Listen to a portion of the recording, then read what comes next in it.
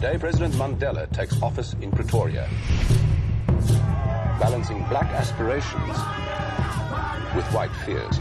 Remember this day, boys. This is a day our country went to the dogs. Invictus. You know, I never saw one person getting thrown out of their apartment or house in this movie. That would be Evictus. More like evicted. Yeah, you're probably more familiar with that. Evictus, isn't that like a Greek warrior or some shit? But no, that's my...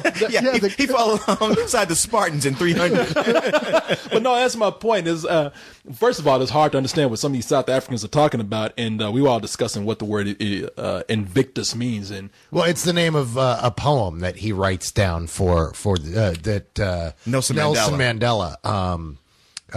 Who's a thinly veiled representation of Barack Obama. Oh, most certainly. I saw that, but it was also like, yeah, you guys make the black man the president when their country's all fucked up. It's a real simple premise for the movie. It's when did Nelson Mandela hold office? 94 through 99, something like that. I think it was 94 or 95. But 94. Well, it was 94 through 99. 95 is where this movie takes place. And Nelson Mandela is still kind of fresh into his presidency. And he notices the tension between the black South Africans and the white South Africans and thinks that he could probably pull everyone together, at least through rugby. The only problem is that the uniform colors of the old rugby team and the name of the old rugby team, it still reminds black South Africans of apartheid. At the same time, white South Africans have this fear that when all the blacks come in power, this is going to rape all the women and tear the cities down and whatnot. So Nelson Mandela's like, let's not change anything. Let's keep it the same so that we don't do what they're expecting us to do. And furthermore, let's bring the country together by taking this pretty shitty rugby team that we have and encouraging them to win the World Cup. I am aware of your earlier vote. I am aware that it was unanimous. Nonetheless, I believe we should restore the Springboks. Restore their name, their emblem, and their colors immediately. Our enemy is no longer the Afrikaner. They are our fellow South Africans, our partners in democracy. And they treasure Springbok rugby. If we take that away, we lose them. I know. All of the things they denied us. But this is no time to celebrate petty revenge. This is the time to build our nation. You elected me your leader. Let me lead you now.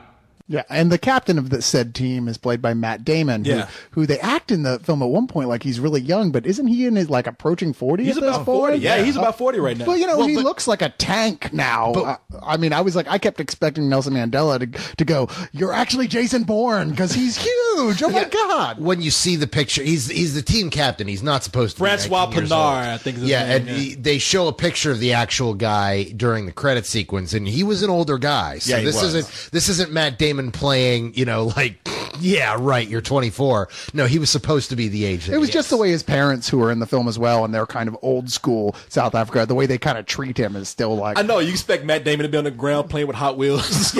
Yeah, wearing short pants. Wearing short pants. And, well, he is a rugby player, so they always wear short pants. It's directed by Clint Eastwood, and Clint Eastwood, as much as I love Clint Eastwood, he's hit or miss with me sometimes. Like that year that he won River's Edge, I didn't get that. Mystic River? Mystic River for Best Picture.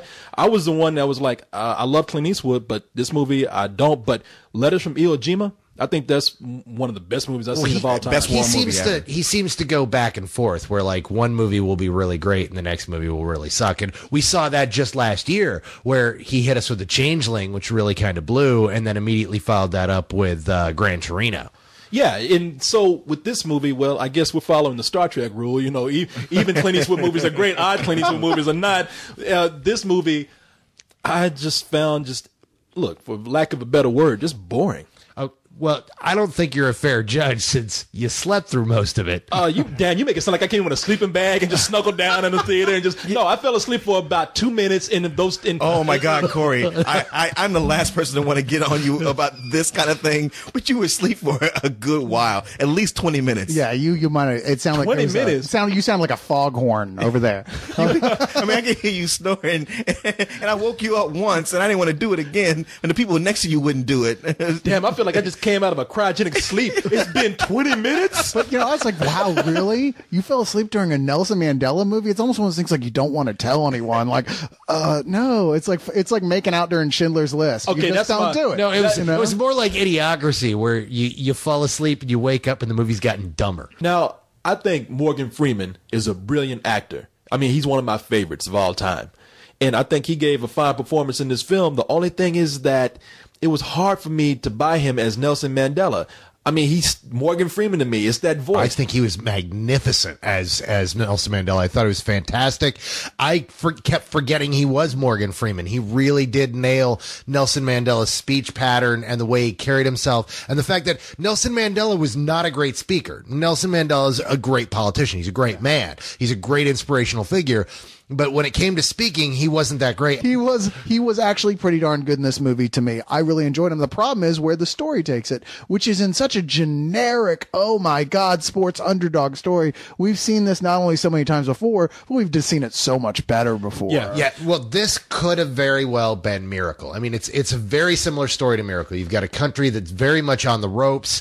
Everyone's kind of depressed. Things are messed up. The country's in a bad way. And here comes this sporting event that seems to represent everything that everyone wants to work towards. Instead, there's no human drama in this whatsoever. They want to tell the big, broad story and hit all the large strokes. And in doing so, miss the human element. And we don't care about any of these characters. We kind of get to know this captain of the sports team, but we never get to know anything about him. And we never get to care about him or find out if there's anything else going on in his life. Nelson Mandela there's all these great large things that he's doing. We don't really get the personal story of what's going on with him. And without any forward momentum in these personal relationships, it's just very dull. It's hard to care at all. Because it's Nelson Mandela, for God's sake. We're finally getting a movie about him, and he's overconcerned with a sports team. He's following them around. He's cheerleading them. He's showing up in their locker room. Yeah. I thought he was going to put on a sailor's knit cap and turn into Burgess Meredith and Rocky. Be like, you got to do it, Matty. You got to get in there and kill him. Well, shit, man. He's just been appointed president of a country that has civil war after civil war.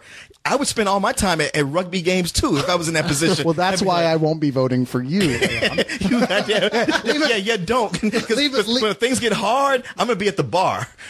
Leave it to an old white guy to make a movie about a prominent black figure who then just becomes obsessed with sports instead of his country. To me, I saw this as probably like one of those movies where the tail started to wag the dog, where it began with the idea like, let's make there's not been a sports movie about rugby. Okay, yeah, but we're going to do this. Let's make it about something important. Well, here's this historical event that happened. All right. Well, let's work on this other part of the story, the historical event. And then the Nelson Mandela part actually took over and became the much more interesting story. But then they had to get back to the rugby thing, which wasn't nearly as interesting. See, that's my problem with the movie. Like, I actually like the story of Nelson Mandela. While I don't buy it, I just don't buy Morgan Freeman as Nelson Mandela.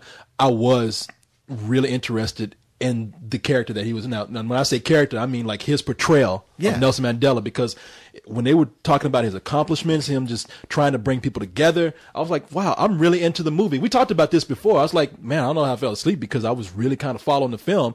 But then when I came to, they were concentrating more on rugby, and those rugby scenes are not exciting. They don't. There's no feeling of like this real grudge or conflict or threat from other rugby teams. And let's be honest, we got no American rugby team, so it's like we do have an American rugby team. Okay, do you watch them? Well, but no, we just don't. They're not. No. Nobody knows about them. I mean, they may as well not exist, because it's not like we watching this. None of us know how the game is played, rugby, and it's not explained in a way that we can really follow. I mean, toward the end, I feel like I kind of got it. It was like a bunch of guys tried to play play, American football without helmets. So they crack their heads and just start playing it some lopsided way. Do some weird peacock dance before the game peacock dance. And every 3 minutes you can kick a field goal and win the game. Well, the problem isn't that we don't understand the game of rugby.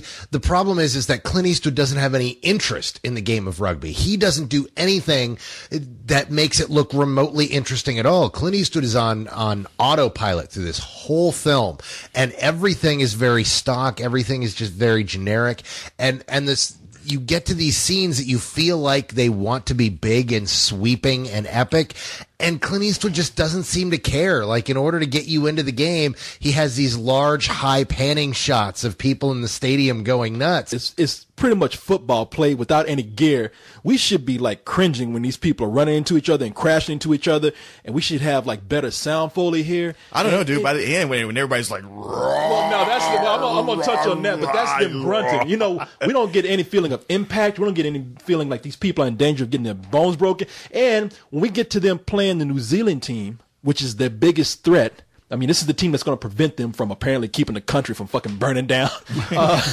We don't really feel like, oh man, this team is a real threat. We just see them being treated like any other team. And while that might be true to life for what is essentially a sports film, that doesn't work out so well. The problem is that the film is really about Nelson Mandela bringing the country together. But by that point, it feels like that's really already happened. And it's kind of who cares who wins the game at that point? Well, what got me is like I love the way that they portrayed like certain people just spooked in the movie. I mean, like there were some scenes of just overacting in the film, like that little kid.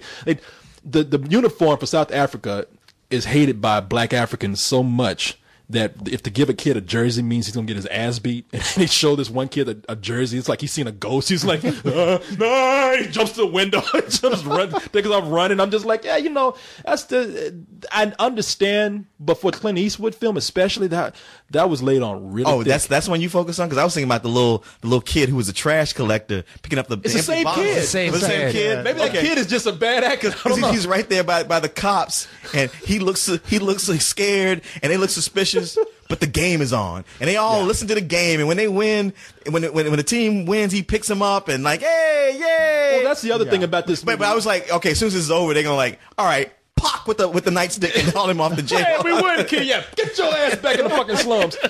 But no, that's the other thing about this film. We love those kind of cliches in sports movies. We don't mind those. We want to see like the people cheer. We want to know who's going to win.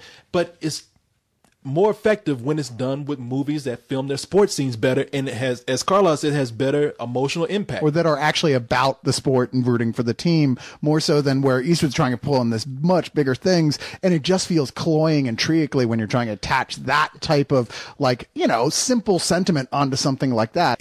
This was the thing about this film is this has been a Morgan Freeman passion project for years. He's been trying to put it together. Producers on the movie. Yeah, and he's like, look, dude, I've been your sidekick in your last 8 movies. You got to do this for me. Well, yeah, he really wanted to work with Eastwood again, and Eastwood's on the verge of retiring, and he's like, look, this is a perfect time to make this movie. It'll be great.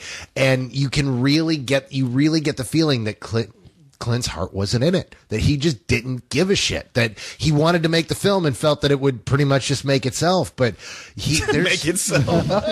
Yeah. Why is that camera not moving on its own? You really do have to give Matt Damon directions. Well, you know something? Matt Damon is, I think this movie showed the kind of range that he had. I mean, I liked him a lot in the film. I think that he was able to pull off, maybe because that accent I'm just not very familiar with, but I think he was able to pull it off convincingly. Oh, somebody showed him a jar of steroids, like I said, because he was freaking me out how big he got. Is he playing Henry Rollins in the next movie or something? Dude, he's been that big since he started playing Jason Bourne. Yeah, I don't know. And he got bigger. He got bigger. That's what I'm saying. At that moment in The Informant when he fucking turned to the Blob. But wait till he turned into Kent. To be honest. The funny thing is, I probably like this movie. Oh, what you mean? Oh, he looked like Kent in that movie. And I have to say, I don't know how to play rugby. I don't know what the rules are, but it turned the field turned into like one big gay mass at the end. It's like, it really was like a bunch of guys hugging on each other, grunting with their asses in each other's face, and it was all in slow motion. All you heard was that wasn't the thing. See, that's how little you know about rugby. That wasn't slow motion. That's how you play rugby. I don't know. You literally, like, you just kind of like move around the field during that portion of the game where that was not slow. It was made slower, but there was one point where there's that one bit where it's like, we're gonna score the winning goal. Well, no, that was one bit where Matt Damon had like an ass and a crotch in his face. It was like, and Matt Damon sitting up there like, damn, I want to bring black and white together as much as anybody else, but this is ridiculous. I don't know. I mean, he was friends with Ben Affleck for the longest time. That was Ben Affleck's ass in his face. This is what he calls Saturday. Well, that's what's funny to me is Cyrus are like, see, American football is pussy because they wear all this body armor and these guys don't. But then right before the game, they do this whole one team is doing a big peacock dance, like some kind of almost like synchronized swimming, and the other ones are like the Sharks. New Zealand team. Like, yeah, the other team is like the Sharks and the Jets from West Side Story. Even so, and I'm like, I'm thinking this is actually a little gayer than even American so, football. I'm not sure because the other team, the South African teams, just kind of look at him like, "What the fuck are you doing?" I just find it funny that the two guys making fun of the athletes are the marshmallows. They were kind of the villains of the film, if the film could have any villains. They're not really villains because there's no emotion built up. No, I agree, but there was that. What they were supposed to be is they're the oppressive force. They're the blacks. You know, the that group of that team from New Zealand that were, you know, guys, they were the villain of the film was hatred and racial disharmony. Fuck you. Shut up, Leon. Jesus Christ. Hell yeah. Let's just get to the ratings. Yeah. What would you give? I'm going to give it a low matinee. I was stuck between low matinee and high rental, but the more we talk about it, the more I'm high rental. I mean, this isn't terrible. There's just no real reason to run out and see it either. Yeah. I don't think there's any reason to see it. This is a solid straight rental. It's something that if you need to see it at home, rent it, but seeing it on the big screen, there's no reason. It's not pretty. There's not a lot to it. The only reason to see it is for the great performance by Morgan Freeman. And I give it a rental also. I mean, that's about as much as I can say. Stop playing dumb sports. and be nicer to the aliens who crash land. Yes. It'll be great, like, if the next year Nelson Mandela had the prawns from District 9 playing rugby. Yeah, Mandela's out there on the field introducing the game. We will bring South Africa together by eating the other team. The other team is like, this ain't even fucking fair, man.